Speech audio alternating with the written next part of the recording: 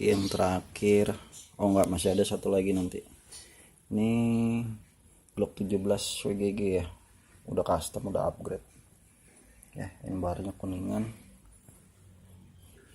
Oke, udah cakep nih ya, udah seperti Glock 17 yang seri-serinya Jepang atau Korea ya. Ini cakep, cuman dia kurangnya nggak ada magazin, dia mesti dari sini isi BB nya. Oke, ini pakai BB 020.